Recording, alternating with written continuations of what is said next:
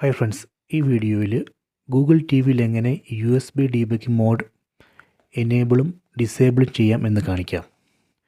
ആദ്യം സെറ്റിങ്സിലോട്ട് പോവാം. ഈ ടോപ്പ് റൈറ്റ് കോർണറിൽ നിന്ന് സെറ്റിങ്സ് ഐക്കൺ സെലക്ട് ചെയ്യുക.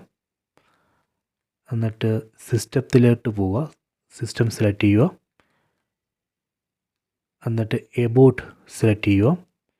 എബൌട്ടിൻ്റെ അടിയിൽ താഴെ പോയിട്ട് ഇവിടെ നമുക്ക് ആൻഡ്രോയിഡ് TV OS ബിൽഡ് എന്ന് പറയുന്നൊരു ഓപ്ഷൻ കാണാം. ഇത് സെലക്ട് ചെയ്യുക. എന്നിട്ട് റിമോട്ടിലെ OK ബട്ടൺ 7 ടൈംസ് പ്രസ് ചെയ്യണം. 1 2 3 4 5 6 7. ഇപ്പോൾ ഒരു മെസ്സേജ് കണ്ടോ, you are now A developer. ഇനി ബാക്കിലോട്ട് പോവാം. ഇനി നമുക്ക് സിസ്റ്റത്തിൻ്റെ അടിയിൽ പുതിയ ഒരു ഓപ്ഷൻ കാണാം, ഡെവലപ്പർ ഓപ്ഷൻസ്. ഇത് സെലക്ട് ചെയ്യുക. ഇവിടെ നമുക്ക് കുറേ ഓപ്ഷൻസ് കാണാം. ഇതെല്ലാം ഡെവലപ്പർ ഓപ്ഷൻസ് ആണ്. ഈ ഓപ്ഷൻസിൽ നിന്ന് USB ഡീബഗിംഗ് സെലക്ട് ചെയ്യുക.